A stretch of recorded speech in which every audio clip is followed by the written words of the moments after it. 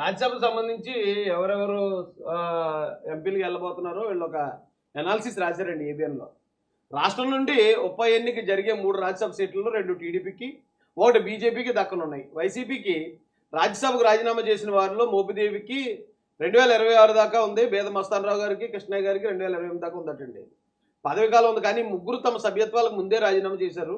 మోపిదేవి బేద టీడీపీలో చేరగా, కృష్ణయ్య బీజేపీలో చేరతారని ప్రకటించారు. ఇప్పుడు భర్తీ కాబోతున్న సీట్లు కూడా అదే తరహాలో 2 టీడీపీకి, 1 బీజేపీకి ఇచ్చేలా కూటమి పార్టీలు అంతర్గత ఒప్పందం కుదిరినట్టు సమాచారం. వీరిలో మస్తానరావు గారిని టీడీపీ తిరిగి రాజ్యసభకు పంపనుంది. మోపిదేవి స్థానంలో మరొకరికి అవకాశం ఇవ్వనుంది. ఈ సీటు కోసం మాజీ ఎంపీలు ఖమ్మంపాటి రామ్మోహన్ రావు గారు, గల్లా జయదేవ్ గారు, పొలిట్ బ్యూరో సభ్యులు రెడ్డప్ప గారు, శ్రీనివాసరెడ్డి గారు, కాకినాడ జిల్లాకు చెందిన పార్టీ నేత మా అన్న సానా సతీష్ గారు తదితరుల పేర్లు ముఖ్యంగా వినిపిస్తున్నాయటండి. కృష్ణయ్య గారి స్థానంలో బీజేపీ కేంద్ర మంత్రిగా నిలవనున్నట్టు సమాచారం. దీనికి బదులుగా తనకు బీసీ కమిషన్ చైర్మన్ ఇవ్వాలని కృష్ణయ్య గారు అడిగారట. అయితే మరొక ప్రచారం కూడా సోషల్ మీడియాలో జరుగుతుందండి. అంటే నాగబాబు గారికి ఇస్తారు, నాగబాబు గారికి కూడా రాజ్యసభ పంపించే అవకాశం ఉందని చెప్పి మరో ప్రచారం కూడా జరుగుతుంది. మరి అందులో వాస్తవాలు ఏంటనేది కాలమే సమాధానం చెప్పాలి.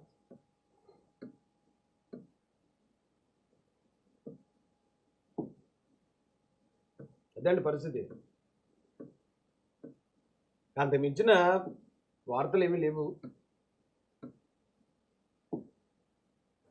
కాబట్టి ఈ రోజుకి వీటితో క్లోజ్ చేద్దామండి. ప్రవీణ్, మరిన్ని అంశాలు ఏమైనా ఉంటే కనుక ఈ మధ్యలో మళ్ళీ ఆ టాపిక్స్ ఏమైనా వస్తే మరో వీడియోతో మేము ముందుకు వస్తాం. ఇంత ఉదయమే ఈ కార్యక్రమానికి వచ్చి దీన్ని లైక్, కామెంట్, షేర్తో సపోర్ట్ చేస్తున్న మీ అందరికీ కూడా హృదయపూర్వక ధన్యవాదాలు తెలియజేస్తూ జై భీమ్, జై భారత్, జై జై మాసేన, జై తెలుగుదేశం, జై చంద్ర. రాష్ట్ర ప్రభుత్వం చేస్తున్న మంచి కార్యక్రమాలు, రాష్ట్ర ప్రభుత్వంలో జరుగుతున్న, మన రాష్ట్రంలో జరుగుతున్న అభివృద్ధి కార్యక్రమాలు, ఇవన్నీ ప్రజలకు ఎప్పటికప్పుడే తెలియజేయాల్సిన బాధ్యత మనకు ఉందండి. ఎందుకంటే ఈ వాస్తవాలు తెలియకపోతే ఏమవుతుందంటే మళ్ళీ వేటగాడి చెప్పిందే వేదం అవుతుంది. జగన్మోహన్ రెడ్డి గారు వాళ్ళ సాక్షి టీవీ నుంచో, సాక్షి పేపర్ నుంచో, లేకపోతే మరొక TV9 నుంచో, ఇంకొక NTV నుంచో వాళ్ళు చేసే తప్పుడు ప్రచారాలనే ప్రజలు నమ్మే ప్రమాదం ఉంది. దానికోసం ఈరోజు ఇక్కడ మన రాష్ట్రంలో 3 ప్రధాన పత్రికలు ఉన్నాయి. ఒకటి ఈనాడు, ఆంధ్రజ్యోతి, సాక్షి. ఈ 3 పత్రికల్లో ఒకే వార్త వేరువేరుగా వస్తుంది. అంటే వేరువేరు కాంటెక్స్ట్లో ఉంటుంది. జరిగిందైతే ఒకటే సిచ్యువేషను, కానీ ఈనాడు, ఏబిఎన్ చూపించేది వాస్తవానికి దగ్గరగా ఉంటుంది. అదే వార్తని సాక్షి వాళ్ళు దానిలో ఇది రివర్స్లో చూపించే ప్రయత్నం చేస్తారు. ఆ రెండింటి మధ్య ఉన్న తేడా కూడా మనం తెలుసుకుందాం. ఈరోజు ఈనాడులో మన హెడ్లైన్ చూస్తే అండి, చంద్రబాబు నాయుడు గారు ఏపీ అంటే అమరావతి, పోలవరం అంట.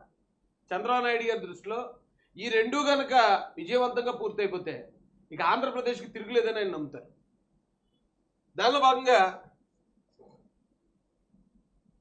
అమరావతిలో డీప్ టెక్నాలజీ ఐకానిక్ భవనం 2029 నాటికి 5 లక్షల ఐటీ వర్క్ స్టేషన్లు, స్టార్టప్లకు 25 లక్షల వరకు సీడ్ ఫండింగ్, ఐటీపై చంద్రబాబు నాయుడు గారి సమీక్ష. 10 లక్షల వర్క్ అంటే 5 లక్షల వర్క్ స్టేషన్లు వచ్చే 2 సంవత్సరాలు 3 సంవత్సరాల్లో మెయిన్ వార్తలకు వెళ్ళిన తర్వాత నేను చదువుతాను. 10 లక్షల వర్క్ స్టేషన్లు చేసే ఆలోచనలో ఉన్నారు ఆయన. అంటే వర్క్ స్టేషన్ మీన్స్ అదొక ఆఫీస్, ఒక కంపెనీ, ఒక కంపెనీకి సంబంధించిన ఏర్పాట్లు అనమాట.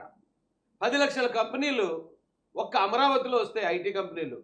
దానిలో ఎన్ని లక్షల మందికి ఐటీ ఉద్యోగాలు వస్తాయి ఒకసారి ఆలోచించండి. ఇప్పుడు మన వాళ్ళు ఎవరైతే సాఫ్ట్వేర్ ఇంజనీర్లు ఉన్నారో వీళ్ళు హైదరాబాద్లోనో, బెంగళూరులోనో, చెన్నైలోనో, లేకపోతే మరో గుజరాత్లోనో, ఢిల్లీలోనో పనిచేసుకుంటున్నారు. ఇక్కడికి నిజంగా ఇప్పుడు స్టార్టింగ్లో 5 లక్షల కంపెనీలు, తర్వాత కొన్ని సంవత్సరాలకు 10 లక్షల కంపెనీలు అయితే అసలు ఈ భారతదేశానికే మెయిన్ ఐటీ హబ్గా ఆంధ్రప్రదేశ్, ముఖ్యంగా అమరావతి ఆవిర్భవిస్తుంది అంటలో ఎవరికైనా అనుమానం ఉందండి? పైగా ఈయనేంటి డీప్ టెక్నాలజీ, ఈయన ఎప్పుడో 1999లోనూ 2000లోనూ ఊహించారట 2020 విజన్. అంటే అప్పటికి ఈ సాఫ్ట్వేర్ అనేది, ఈ ఐటీ అనేది డెవలప్ అవుతుంది కాబట్టి ఇప్పటి నుంచే దానికి ప్రణాళికలు చేయాలని చేసాడు ఆయన హైదరాబాద్లో. ఇప్పుడు ఈయన ఎత్తుకున్న మరో పాయింట్ ఏంటంటే 2047 2047కి ఆంధ్రప్రదేశ్ ఎలా ఉందో, ఎలా ఉండబోతుందో ఇప్పుడు ఊహిస్తాడు ఆయన. 2047కి భారతదేశం ఎలా ఉండబోతుందో ఇప్పుడు ఊహిస్తారు నారా చంద్రబాబు నాయుడు గారు. ఇప్పుడు కొత్తగా వచ్చింది ఏఐ, అంటే ఆర్టిఫిషియల్ ఇంటెలిజెన్స్. ఇప్పుడు రాబోయే తరాలకంతా అదే ఫ్యూచర్ అవ్వబోతుంది. కాబట్టి దాన్ని ఇప్పుడు క్యాచ్ చేసాడు ఈయన. డీప్ టెక్నాలజీ అంటే అదే. దానికి సంబంధించిన కంపెనీలు ఇప్పుడు ఏర్పాటు చేస్తున్నాయి. విజనరీ అంటే ఇదేనేమోండి. ఎప్పుడు చూసినా ఆయన ఆలోచనలో రాష్ట్రం కోసం, రాష్ట్రంలో నిరుద్యోగుల కోసమే ఉంటుంది. మరో వార్త చూస్తే రాజ్యాంగమే మన బలం. మోడీ గారు, ముర్ము గారు, అలాగే ఖర్గే గారు, రాహుల్ గాంధీ గారు, ఇలా పెద్ద పెద్ద వాళ్ళందరూ నిలబడి ఒక ఫోటో దిగారండి. రాజ్యాంగమే మన బలం, అది పురోగమన పత్రం, వ్యవస్థల సమన్వయంలో ప్రజలకు మేలు, రాజ్యాంగ దినోత్సవంలో రాష్ట్రపతి ముర్ము. మనకు దారిదీపం రాజ్యాంగం, సజీవ ప్రవాహం, దేశమే ముందు అనే భావన ముఖ్యమని మోడీ గారు అన్నారట. మరో వార్త, చిత్రహింసల కేసులో విజయపాల్ అరెస్ట్. విజయపాల్ అంటే అడిషనల్ ఎస్పీ అండి.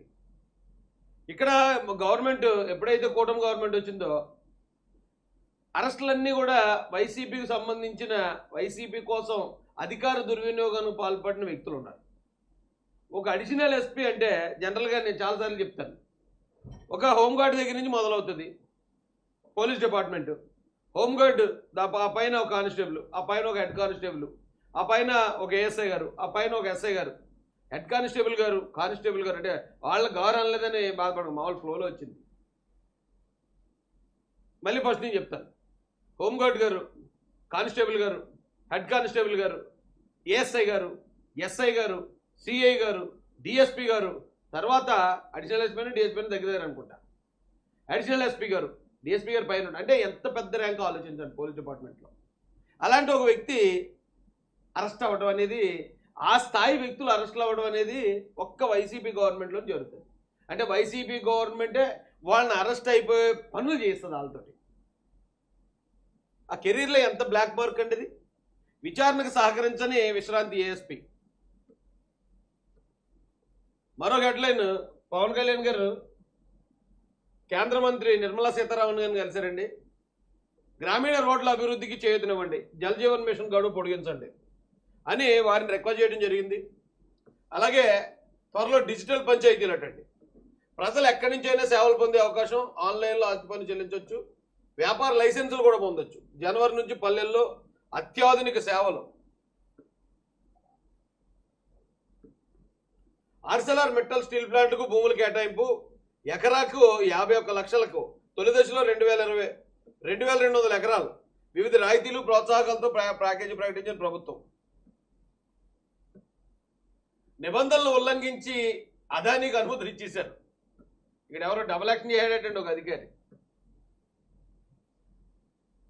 ముందు మనం హెడ్లైన్ చూసిన తర్వాత మెయిన్ వార్తల్లోకి వెళ్దామండి. డిసెంబర్ 20న రాజ్యసభకు ఉప ఎన్నికలు. వైకాపా సభ్యులు మోపిదేవి